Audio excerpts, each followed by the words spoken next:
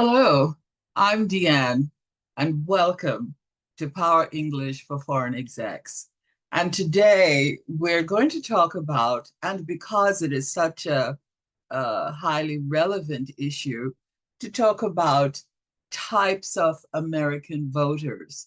Now, there are many different categories because you can really have combinations thereof, but I'm just giving you uh, like a cheat sheet of different categories of American voters. So with my notes here, I'll list them for you first. They are, or they include conservative voters, liberal, progressive, centrist, and independent.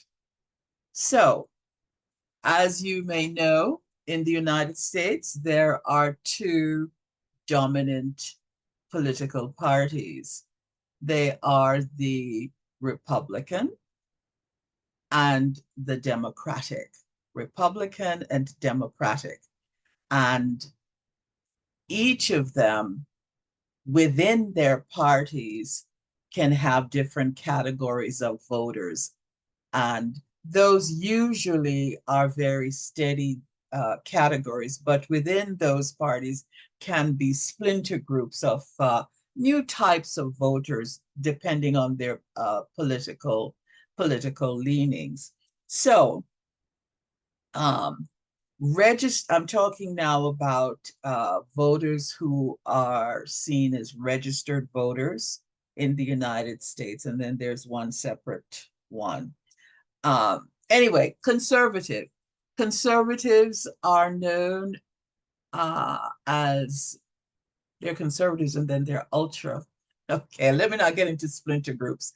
Uh, Conservatives are known as registered voters in the Republican Party. So we would call them the Republican Party would be seen as, if you can think of a straight line on the right side of the line is the right wing, RIGHT wing, and on the left side is the left wing. So on the right side, and then you'll have the ultra conservatives. On the right side, you will have conservatives. And in general, and I'm just giving you very basic descriptors of each category. Conservatives are seen as people who support political issues that deal with strong national defense, limited government or very little government intervention. Um, they are they are seen as they do not want to have a lot of government intervention uh, in the economy. Um, they support or advocate for very traditional values, and they often look at issues that political issues that prioritize stability, free market principles, and personal responsibility. So that type of voter uh, you may find as a conservative in the Republican Party. Then you have the liberal voters, and they would be voters you would find in the Democratic Party, those that would want, if you still look at that straight line on the left-hand side, those that would want more government intervention to address social issues. They look at issues that promote social equality, social justice, individual rights. They generally favor progressive taxation, social welfare programs, and civil liberties. And those voters are commonly aligned with the Democratic Party, and that's on the left-hand side. So you would say left wing. Now, the next one, progressive voters, you would find on the left wing, but they would be the most left wing. So there'd be left wing voters, and they're somewhat similar to the liberals. However, they seek substantial changes to address social inequalities, and they often support policies like universal health care, environmental protection, and social justice reform. So you can see that liberal and progressive are somewhat similar, but they are more so of that. And they focus on addressing systemic changes, issues that promote more inclusivity. So uh, things like racism, abortion, healthcare, and these progressives are often linked with the Democratic Party's left wing or other progressive movements. So in general, the word, liberal and progressive may mean something very, very different. But when you're talking about within political parties, this is the type or descriptor that we're talking about. So there are two, yeah, there are two more. So if you like what you're hearing, I invite you to leave a comment, click the like button, and if you're not a subscriber, I invite you to subscribe. And just to let you know that I do offer in Power English private consultation too, and you can look for my information in the description box below. So thank you for that. Now, the next one, centrist voters. Now, centrist voters you may find in either party. Okay, so look at that line again. Look at that line. And the centrist has very moderate views. It's like taking a little bit of the left and a little bit of the right. No, the other way. A little bit of the left and a little bit of the right views. And they see things more in pragmatic solutions.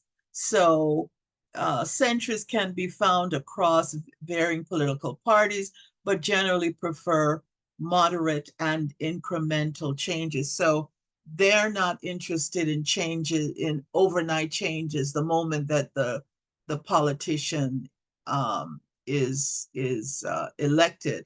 They'd like to see some incremental changes. So centrists might be people who were may have been very, very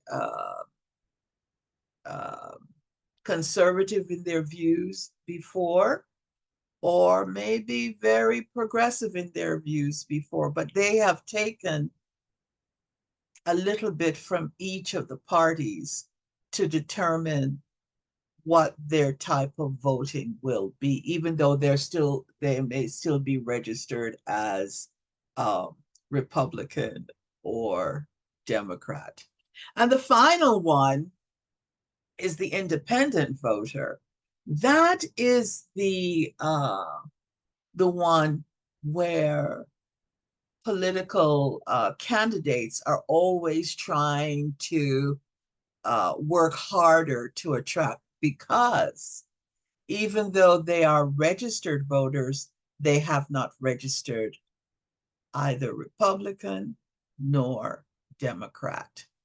These voters look at the candidate, not the party, but the candidate and the candidate's issues that relate to them.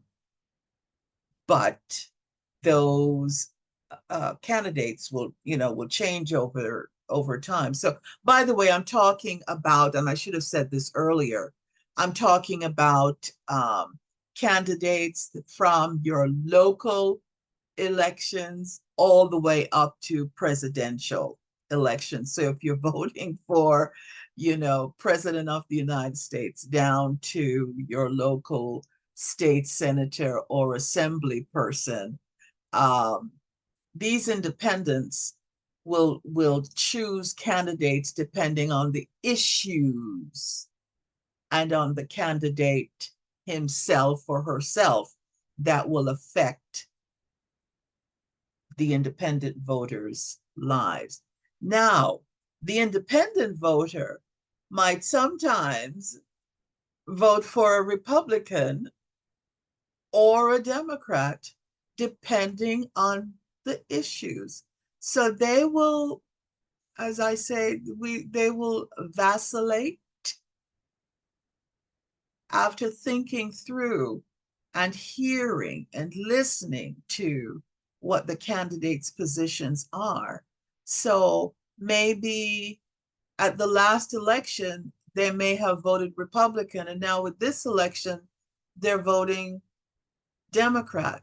So these politicians on either side of that line are always trying to uh, work harder to attract them, because these independent voters are not,